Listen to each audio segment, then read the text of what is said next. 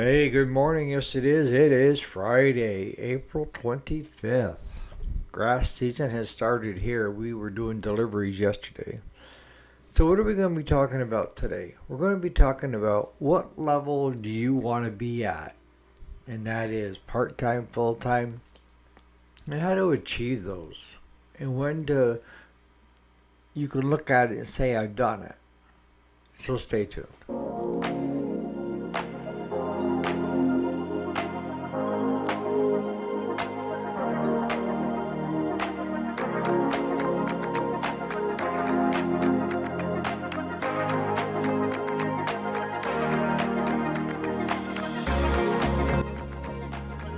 Alrighty, welcome back. My name is Eric, if you didn't already know it. And yes, this is the weekday, Monday through Friday. Today is Friday, the 25th of April, 2025. So, let's start right there. How's everybody doing for business? We spent all morning yesterday doing deliveries, and we got a bunch more to drop off this morning and pick up a Mahindra compact to put a new oil seal in the front axle, the front wheel seal. But are you seeing work pick up? I know in our area we're still getting frost in the morning, and I got guys out mowing the yard in the afternoon because it goes right up to 68, 70. And then it rains later in the afternoon. But grass is growing like crazy. My cows are grazing right now on pasture. And you can see them putting the weight on, so you know that the grass is growing. So today, we're talking about where do you honestly want to be at? How do you know when you reach your end goal? And then what do you do? I know you're sitting there now, what the hell is he thinking? I'm talking about when you start out to do something, do you have an end goal that you're trying to go to? Because with me, I have to know what my end looks like to achieve it. And if I want to do it like part-time nights and weekends, that's my end goal, is to give me enough work at night and on the weekends to have some play money to go do other things, right? Or to buy other things. And that could be somebody working days. It could be somebody retired that's just looking for a few hours of labor a day, which is perfectly fine if that's what you want, or an hour a day. You get to choose what you want. What I'm getting at is, do you know your end goal? Is your end goal, I want at least 10 hours of billable per week? Or do I want 5 hours? You get to choose. Should I work for somebody that has a shop? Should I have my own shop? These are all questions that you have to answer inside, right? Some people are clueless when it comes to owning a shop. And the reason most of the time that they're clueless is because they have no incentive to want to be the boss or the owner of the shop. And there's nothing wrong with that either. Any more than there's something wrong with somebody wanting better and becoming a boss or becoming the owner. But with each one comes more responsibility. And with more responsibility becomes more chances to fail than it is to succeed. You see what I'm getting at? If you're doing just for a couple hours a week, you're more apt to reach that goal than someone that says, I want to start a small engine repair shop, a business, full time. Each one comes with their own challenges. The guy doing nights and weekends or a couple hours a week could start off working on their own stuff and saving that money that they would have spent if it had gone to a repair shop. See, that's money in the bank too that a lot of people don't figure. If you're able to fix your own and service your own, you're saving that much money, right?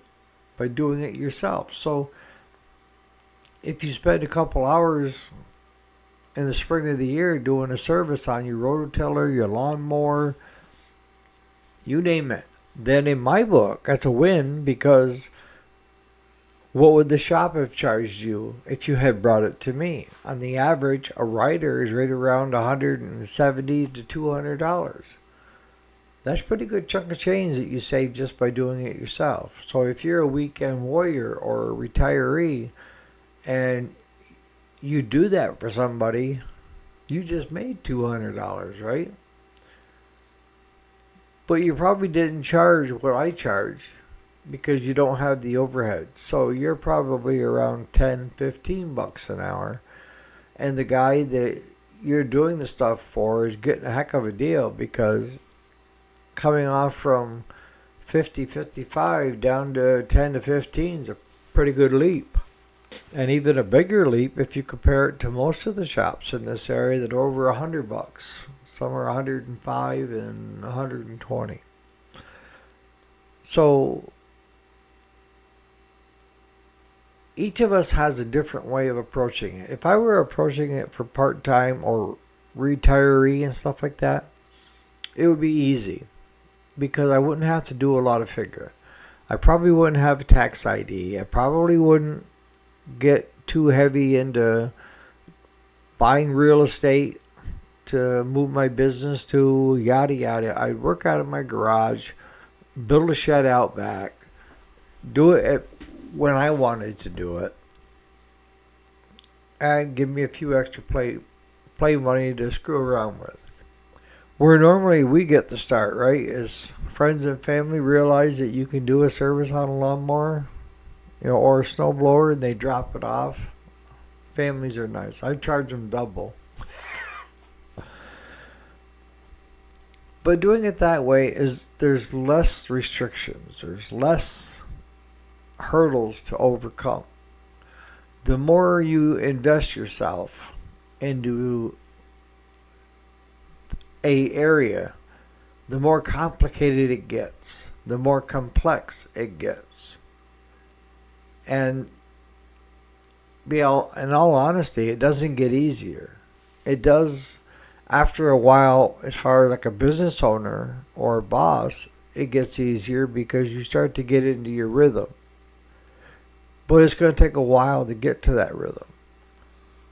But it still brings us back to goal setting. What do you define in your goal that you're going after? Because I find that a lot of people, they say they want to be X, Y, and Z or do X, Y, and Z, but they never have a way to check to see if they ever succeeded.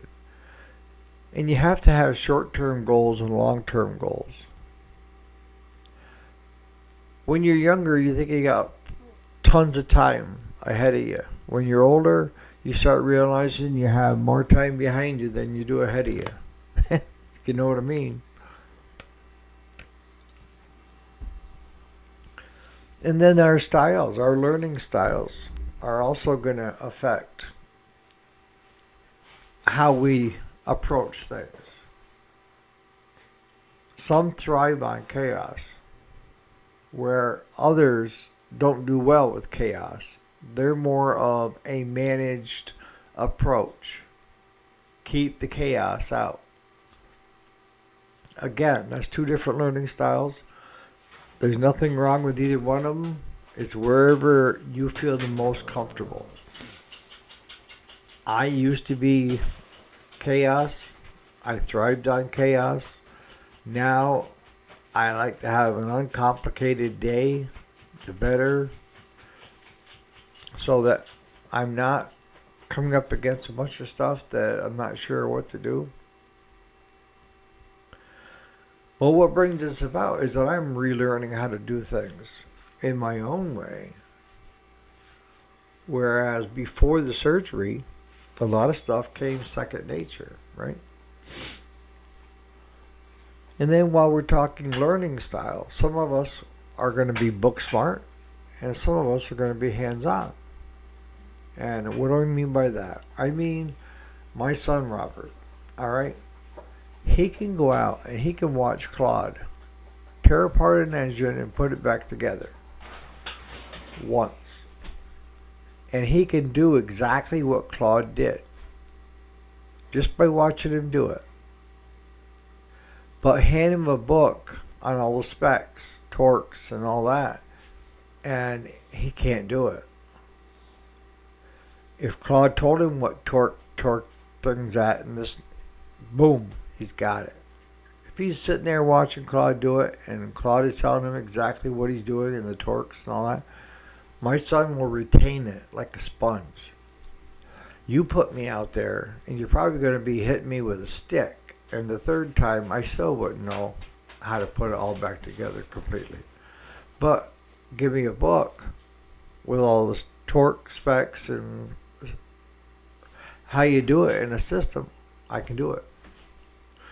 So there's two different styles of learning, and some people have the third style, which is a little bit of both, which is better in the end, that you're able to absorb, but you're also able to add the book stuff in as well. And that's usually your better mechanics that can do both. You know, I use my son, but even now, with him being a Ford mechanic, he's doing both. And those guys, they're doing all high tech, right? Everything needs to be plugged in. Everything needs to be diagnosed. They don't do it old school like Claude did, where he takes a stethoscope and puts it up against the block of the engine to see if there's a tick or a sound in the crank or main bearings, and everything is displayed. And I thought that basically was parts replacing, but it really isn't. It's just telling you to check this area first. And then when you check that area, if everything is good there, then it tells you to go on to this other area to check. So it's just simply not, oh yeah, it's this part, and then taking it out and put a new part in, and voila, you're done. It's not. You got to be a lot smarter than that to be a mechanic these days. You need to understand technology, and you need to know how to henpeck and find your way around an engine. And I'll tell you, I've got a 2021 FX4 Ford crew cab, and when I lift the hood on that engine, I don't even want to touch it. I mean, bad enough we do our own oil changes and stuff and put in our windshield wiper fluid, but that's about the extent of it. I don't want to touch anything else on it. But this brings us back to, we need to have end goals. Achievable end goals. What, in the short term, what do you want to see take place? Do you want to have X number of dollars coming in per week? Do you want X number of hours? Do you want so many more customers per week if you have a shop? How many customers do you want if you're a weekend warrior or a retiree? How do you gauge if you succeeded? And that's where I see a lot of people fail, and it's they failed to plan. And part of the planning and thinking about how you want to do things is setting up short-term and long-term goals. It'd be like going to Disney World from New York to Florida, all right? Long-term goal would be from New York to Florida and going to Disney World, right? Short-term goals would be the stops along the way so that you're not driving nonstop like a loon. So if you stopped every 6 to 8 hours at a rest area where you could go get a motel and maybe see the sights of that area for a while, those are short-term goals. You're still working towards the long-term as incremental, right? But you're also enjoying the short-term goals. Okay, I made it to my first motel, and we're enjoying the sights in this area. Or they have a swimming pool, and the kids and we're out swimming in the swimming pool. Whatever it is. Those are your short-term goals. And that gauges how well you're coming along towards your long-term. What I see a lot of people do, and then they say they aren't good at business, is they automatically put the long-term goal in there, but they don't have any short-term goals so they know that they're on the right path. And the other thing is if you want to be a business owner and even a boss, you have to understand that there's sometimes that just doing simple A to B sometimes isn't so simple. Sometimes it has to require a workaround. That there's a bridge got washed out, and your atlas or your GPS says it's still there, but of course you look, you see the bridge is out. You've got to find a way around it, right? And that's in life, and that's in business. I have what I call my soft goals and my hard goals. My hard goals are ones that like getting to that point B, right? My soft goals are the way I get there could change. And that's okay. So if the bridge is out and I find a way around that, even if it takes me a couple extra miles, but then I get to my destination of the motel for the night, that's still a win. Where a lot of people would give up, well, the bridge is out, and turn around and go home. Really? But that's what separates people, is they define it by, well, if I have a roadblock in front of me, that means I can't succeed. No, it means that you need to find another way to accomplish that short-term goal. Maybe you want to accept credit cards, and you went to the first credit card company out there, and they said not at this time because you're not showing enough receipts to make it worth their while. But there's nothing that says you can't find a soft way around it. Accepting PayPal. PayPal accepts all the different cards, and they have card readers that you can get and put into an iPad or a computer and swipe people's cards or scan them over top. There's always a way if you decide you want to do it. But if you're not willing to put in the time, and you are the type that give up easy, if you see the bridge out and you call it quits and head for home, you're probably not a good one to run a business. Right?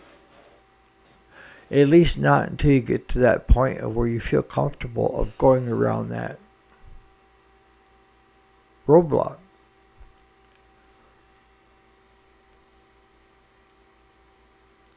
If you want to be successful at anything, you have to have short-term goals and then your long-term goal. Learn how to measure your short-term. Enjoy the short-term goals as part of your journey. You've heard me talk more than once. It's not about getting from point A to point B. It's the journey of getting there. You need to enjoy the journey. You need to enjoy the trip. You need to break it up into 4 or 5 nights of checking out other stuff along the way. Instead of driving, 30 some hours nonstop.